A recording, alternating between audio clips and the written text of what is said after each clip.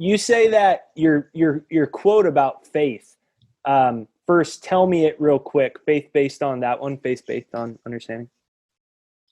Faith is the ability to see the invisible, see something in your consciousness that has never happened yet to you in your life, to see the invisible, to believe in the incredible. I'll tell you what's incredible. There's a power within you. And if you get that picture of seeing the invisible and then you get emotionally involved with it, it will begin to manifest in physical form. It's see the invisible, believe in the incredible, and bingo. That'll permit you to receive what the masses call impossible. Prayer is the movement that takes place between spirit and form. Everything goes from the non-physical to the physical. Everything you see is the manifestation of the non-physical. Everything, this little rubber thing, this bottle of water, everything's a manifestation of the non-physical. We can create images of the non-physical. And if you hold the picture in your mind and believe it's got to move into form, it has to. That's a law. Perpetual transmutation of energy, one of the first laws of the universe. This is so good, I don't know how anybody can miss it. It's so obvious to me now. So before you and I were recording, you told me that spirit awaits... spirit awaits direction from the soul. What does that mean? Well, we are a soul. You don't have, everybody thinks I have a soul. And they've had a spiritual experience. Well, that's nonsense. You are a soul. You're not having a spiritual experience. You're having a physical experience. You are spiritual. You are an extension of God, spirit. You are a soul. And spirit waits direction from the soul. That's why it is ask and you'll receive. Ask. Direction. Give direction. What do you want? Spirit will do anything for you, but you got to ask for it. And you got to believe it's going to happen. You got to know it's going to happen. You say, oh, I don't believe that. Fine, stay where you are then. That's the bottom line. You are a soul, and spirit waits direction from the soul. My mind is a center of divine operation. Mine's not the center, it's a center. Your mind is a center. You say, well, how could there be two centers in everything? Because there's no outer ring. There's one center in this bottle of water. I haven't got any idea how in the hell to find it. You really have to understand something about calculus to get that. And I'm not interested in that. I just know there's one center in it. And that is determined by the outer measurements of the bottle.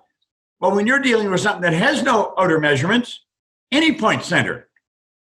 My mind is a center of divine operation. And the divine operation is always for expansion and fuller expression. You see, Spirit's saying, tell me what you want, and I'll give it to you. You mean anything, whatever you want. Do you know what most people do? They spend their whole life thinking of what they don't want. I'd like to go, but something will come and screw it all up. I was thinking of getting a new car, but, you know, every time you go to get it, something else comes up and you got to spend the money on it. You keep thinking, I wonder how many areas in your life does that come up in? We can have whatever we want. You just asked, and you can have it. Believe you receive it. Our belief is the big deal. See, when I was studying, I got into studying religion and science. And studying religion is not that difficult. There's only a half a dozen religions, unless you're in California. I think there's a couple of thousand out there. But everybody can have their own. You get tax breaks, and that's real. I mean, this is a real deal. Start your own church, and you get tax breaks. You don't have to pay any taxes. And you could be the Monsignor. You're the head coolie in the church. And that's the government law. But at any rate, you read the Bhagavad Gita, the Quran, the Torah, the Book of Mormon, the Bible, New Testament, Old Testament. They all say you got to believe. And I'm thinking, how do you believe? How do you believe? Man, that's a big commitment. How do you believe? Well, Vandewall, who is my mentor, who's gone now, God bless him, he and I were having lunch one day, and he said, this is an idle conversation. God, it was like bells going off my head. He said, our belief system is based upon our evaluation of something. And frequently, if we reevaluate a situation, our belief about it will change. And like that, I'd been searching for 9.5 years. I knew why my life had changed.